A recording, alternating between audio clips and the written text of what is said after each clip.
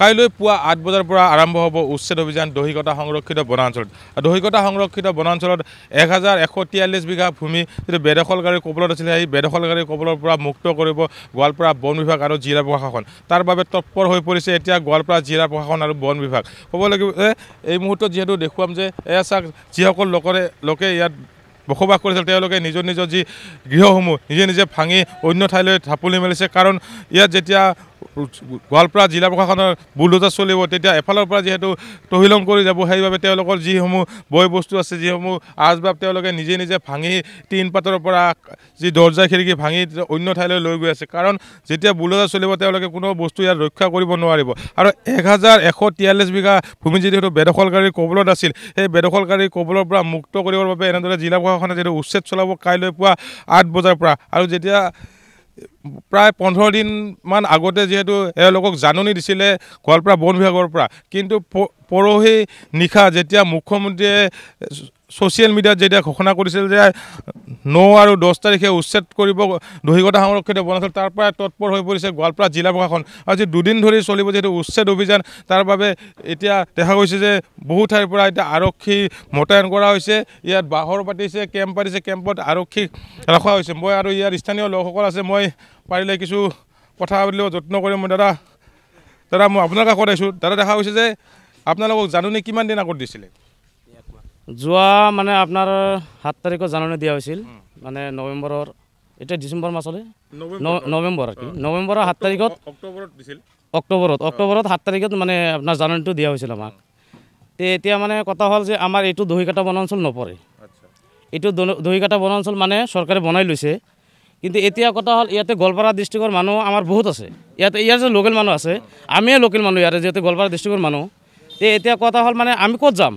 আমাৰ যাব লগা কোনো ৰাস্তা নাই দাদা, যাব লগা কোনো ৰাস্তা নাই। একটা চৰকাৰক মই এটা আহ্বান জনাম যে ইয়াৰে যিগিলাকে খিলঞ্জীয়া মানুহ আছে, এই খিলঞ্জীয়া বা ইয়াৰে মানে খিলঞ্জীয়া নহয়, লোকেল মানুহগিলা মানে ইয়াৰ গোৱালপাৰা ডিষ্ট্ৰিক্টৰ মানুহগিলা যিগিলা আছে, এইগিলাক মানুহ আৰু বৰপেটা মানুহ আছে, বৰপেটা ডিষ্ট্ৰিক্টৰ মানুহ আছে।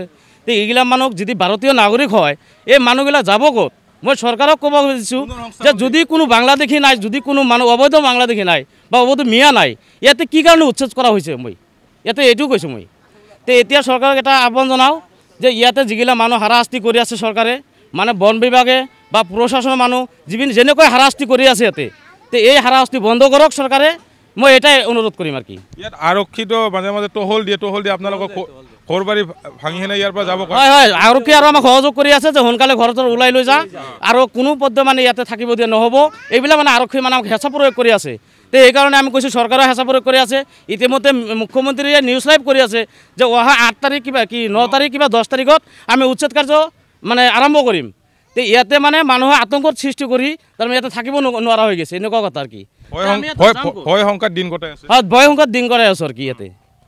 নিশ্চয়কৈ মই আৰু এই দৃশ্যসমূহ দেখুৱাবলৈ গৈছোঁ। চাওক, তেওঁলোকে নিজৰ নিজৰ যি গৃহসমূহৰ আচবাবসমূহ লৈ এনেদৰে অন্য ঠাইলৈ গৈ আছে। মই পাৰিলে বাইদেউ আপোনালোকৰ ঘৰৰ বস্তুবোৰ লৈ গৈ আছে নেকি?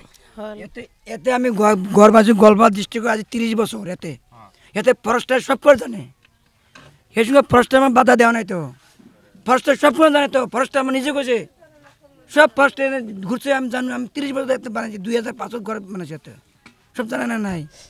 আপোনালোকে এই মাটিসমূহতো ক্ৰয় কৰিছিল, কাৰোবাৰ পৰা কিনি লৈছিল নেকি?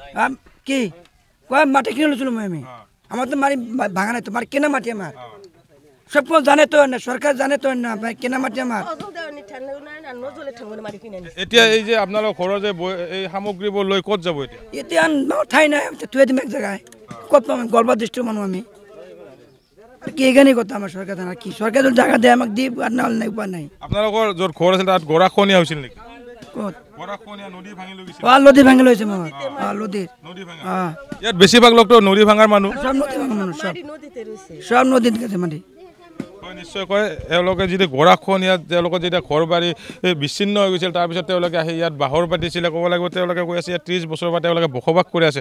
কিন্তু এতিয়া এই যি ভূমিত তেওঁলোকে বসবাস কৰিছে, এই ভূমি ক'ব লাগিব একোজন দালালৰ পৰা তেওঁলোকে ক্ৰয় কৰিছিলে। আচলতে সেই ক্ৰয় কৰাৰ পিছত আজি কিন্তু তেওঁলোকৰ যি বাসগৃহসমূহ, নিজৰ যি ঘৰটো তেওঁলোকে ভাঙি অন্য ঠাইলৈ ঢাপলি মাৰিছে। কাৰণ কাইলৈ পুৱাৰ পৰা উচ্ছেদ অভিযান চলাব গোৱালপাৰা বন বিভাগ আৰু জিলা প্ৰশাসনে 2 দিন ধৰি চলিব উচ্ছেদ অভিযান আৰু এনেদৰে সেই দৃশ্যসমূহ প্ৰতি নামৰ দৰ্শকক ভিডিঅ' জাৰ্নেলিষ্ট প্ৰাণজিতে দেখুৱাই আছে যে এনেদৰে তেওঁলোকৰ ঘৰৰ টিন পাত আচবাবসমূহ যিসমূহ তেওঁলোকৰ বাচন বৰ্তনকে আদি কৰি বিভিন্ন সামগ্ৰীসমূহ তেওঁলোকে লৈ অন্য ঠাইলৈ এনেদৰে গৈ আছে সেই দৃশ্যসমূহ আমি দেখুৱালোঁ প্ৰতি নামৰ দৰ্শকক।